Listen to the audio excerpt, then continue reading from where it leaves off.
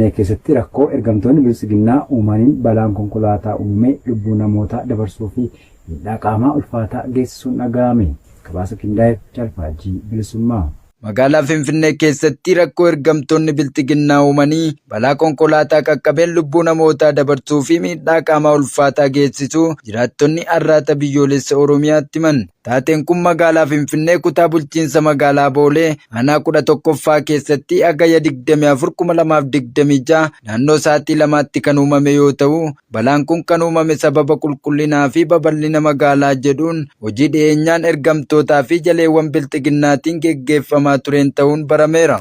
Akka jiraattonni ibsanitti doozeriin hojii ijaarsaa fi diiggaa irra ture daandii konkolaataa irratti keekkachiisa malee osoo dalagaa irra jiru meeshaa ulfaataa ijaarsaa fi hojii sanaaf oolu minibaasii daandicha irra karaa darbaa ture irra buusuun miidhaan kun qaqqabu ibsaniiru. Akka eeruu jiraattota magaalichaatti balaa konkolaataa deddeebisa uummataa irra ga'e kanaan imaltoota konkolaataa sana keessa jiran keessaa lubbuun namoota 6 ol battalatti yoo darbu namoota hedduu irra immoo miidhaan qaamaa cimaa ga'uu jiraattonni ONM dubbise gabaasaniiru.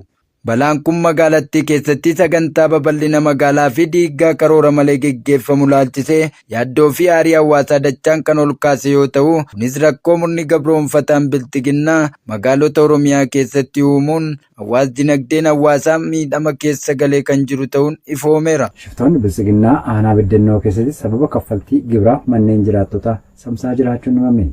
Gabaasa qindaa'eef Caalfaajii Biyyaa.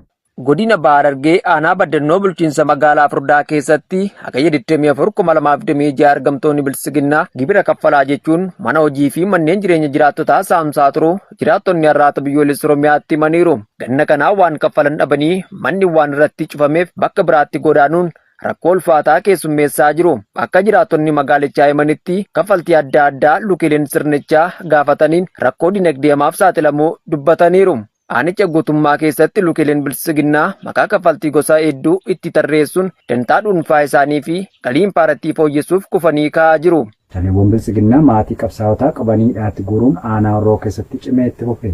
Kutuu gabaasa kanaaf Caalii Yaadannoo Oromiyaa. Godina Horroo Guduruu Wallaggaa aanaa Horroo gandoota kanneen akka Kitaanaa, Dooyyoo fi Didibbee jedhaman keessatti torban darbeerraa kaasee hanga odeessi kun qindaa'etti leellistoonni impaayera bututtuu Itoophiyaa maatii qabsaa'otaa jumlaan ukkaamsanii hidhaatti darbachuun iraarsaa jiraachuu jiraattonni arraata biyyoolessa Oromiyaatti himaniiru.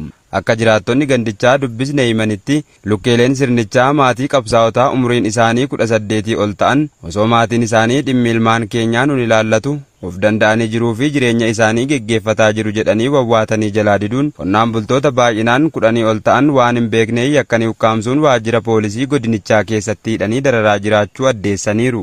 Murni bilisiginnaa lolaan waraana bilisummaa Oromoo injifachuu dadhabuun gara maatii qabsaa'otaa fi sabboontota ilmaan Oromootti deebi'ee sababoota sobaan yakkuun hidhuu, reebuu, ukkaamsanii gara waraanaatti geessuu, achi buutee dhabamsiisuu fi ajjeesanii bakkee keessatti gatuun daba ulfaataa raawwatan cimsanii itti fufanii jiru. Kaabinoonni bilisiginnaa aanaa Giddaa Ayyaanaa keessatti gargaarsa fannoo diimaan hawaasaaf raabsuuf dhiyeesse saamuun ibsame. Murtii haqaa waan qindeeffate qaba. Godina Bahaa Wallaggaa aanaa Giddaa Ayyaanaa bulchiinsa magaalaa Hangar Guutee keessatti kaabinoonni bilisiginnaa gargaarsa fannoo diimaan hawaasa qubattootaaf raabsuuf dhiyeesse saamuu maddeen arraata biyyoolessa Oromiyaatti himan.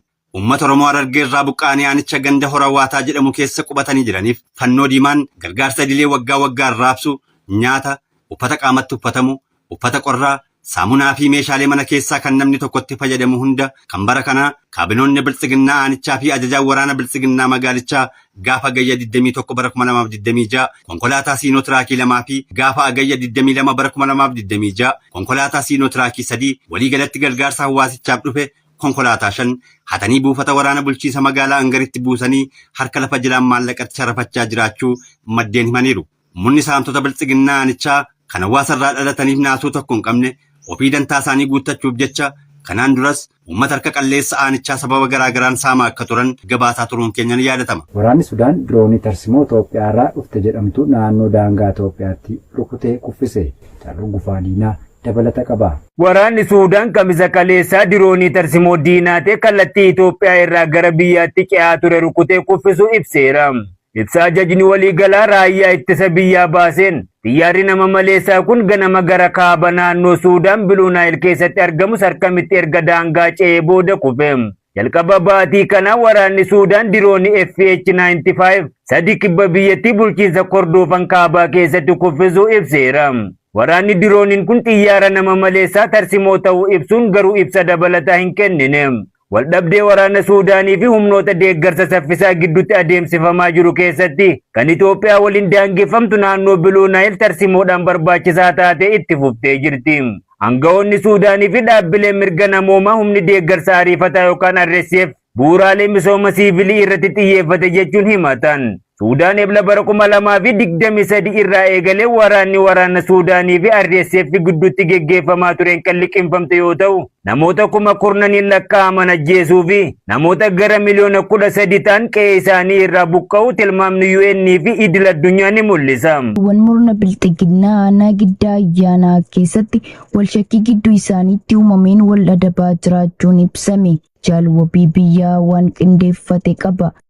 Godina Bahaa Wallaggaa aanaa giddaa ayyaanaa keessatti torban kana keessa jaleewwan waraana bilisiginnaa walshakkii gidduu isaaniitti dhalateen garee lamatti wal qoodanii meeshaa fi bilbila harkaa akka hin qabaanne wal horkuun wal adabaa jiraachuu odeessi keessoo bilisiginnaanichaa har'aata biyyoolessa Oromiyaaf himaniiru. Odeessi keessoo bilisiginnaatii miliqee ba'e ONM'f akka ibsutti gareen loltoota waraana bilisiginnaa sabaan Amaara ta'anii fi loltoota kan biroo saboota biroo irraa waraanicha keessatti argaman gidduutti garee sabaan Amaara ta'an isin deeggartoota finxaaleeyyii Amaaraa faannooti jechuun sodaa fi walshakkii gidduu isaaniitti uumameen hedduu isaanii irraa bilbilaa fi meeshaa irraa dhuunfachuun wal adabaa jiraachuu isaanii foomsaniiru. Murni bilisiginnaa impaara bososaa afaan qawween ijaaramtee kana deebisanii ijaaruuf jecha sabaa fi sablammoota impaarichaa keessa jiran dirqiin gara mooraa leenjii waraanaatti guuruun meeshaa itti hidhee akka isaan of ijaaranii humna waraanaa dhuunfaa saba isaaniitti ijaarratan gochuun humna riphee lolaa guyyaa guyyaan dabaluun impaaricha hundeen diigaa jiraachuun isaanii beekamee jira.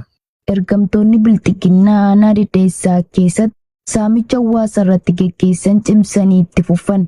Jaalfalmataa lammii dabalata qaba.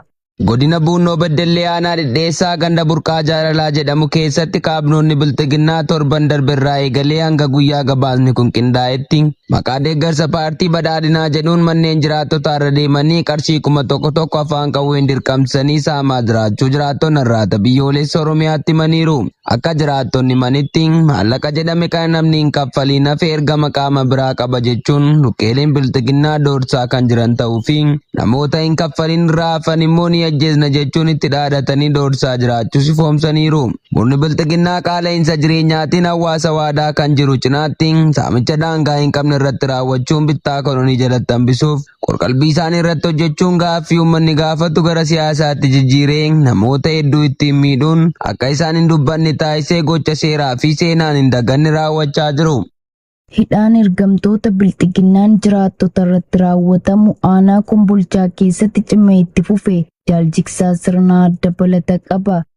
Godina Bahaa Harargee aanaa Kombolchaa keessatti jala deemtonni bilxiginnaa maqaa adda addaan yakkuun jiraattota hidhaatti darbachuu ammeessanii jiraachuu jiraattonni har'aata biyyoolessa Oromiyaatti himan. Torban darbe Araddaa Bakkee jedhamu keessatti tiksitoonni barcuma aangoo Abiyyi Ahimad nama maqaan isaa Ahimad Yusuf jedhamu badii tokko malee qabanii hidhaatti darbachuun raarsaa akka jiran ibsamee jira. Araddaa Sibiiluu jedhamu keessaa ammoo qonnaan bultoota maqaan isaanii obbo Abdallaa Yusufii fi Ahimad Abdallaa jedhaman torbanuma darbe keessa maallaqa isin gaafanne kennuu diddan jechuun hidhaatti darbatanii raarsaa jiraachuu jiraattonni araddichaa dabaluun addeessaniiru. Akkuma abboota isaa irraa dhaaletti bara bulchiinsa isaa dheereffachuuf hawaasa Oromoo afaan qawween gabroomsuu akka tooftaa jalqabaatti kan lakkaawwate koloneel Abiyyi Ahimad gama biraan ammoo dinagdeen dadhabsiisuuf gatii gibira humnaa olii gochuu fi maqaa adda addaan saamicha raawwachuun galii impaayiratti tinnisuu irratti argama. Waraanni maafiyaa bilxiginnaa aanaa Habiroo keessatti obboleeyyan lama dabalatee hawaasa nagaa 4 haala suukanneessaan ajjeesuu fi nama tokko ammoo rasaasaan madeessuun dhaga'ame. Gabaasa qindaa'eef Jaalaqaafan Fayyeeraa.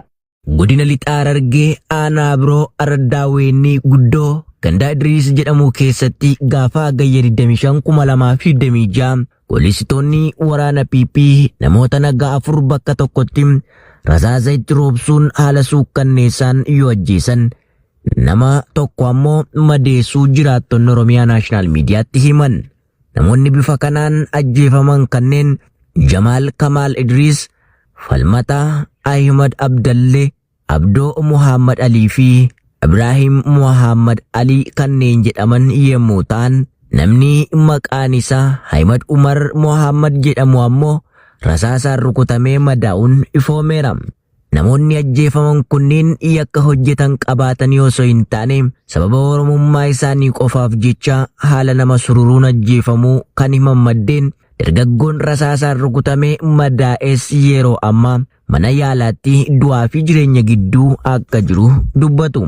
Murni dhiiga ilmaan Oromoo soorachuu bare bilchiginnaan dargaggoota abdii biyyaa ta'an irratti duguuggaa sanyii geggeessuun egeree Oromiyaa balleessuuf dhamaa kan jiran ta'uu gocha kanarraa hubachuun ni danda'ama. Haleellaa Israa'el Gaazaa keessatti raawwatte lubbuu namoota 3 galaafatee jedhu ogeeyyiin fayyaa jaalboree addunyaa waan qindeeffate qaba. Haleellaa Israa'el kamisa kaleessaa Gaazaa keessatti raawwattee yoo xiqqaate lammiileen Falastiin 3 ajjeesuu qondaaltonni fayyaa beeksisanii jiru. Ogeeyyiin fayyaa akka jiranitti haleellaan xiyyaaraa Israa'el naannoo magaalaa Qararaa kibba Gaazaa keessatti nama tokko ajjeesee kan bira ammoo mana mooraa baqattoota biichi magaalaa Gaazaa keessatti argamu keessatti ajjeesee jira. Haleellaan xiyyaaraa biraa kamisa darbe magaalaa Gaazaa irratti raawwate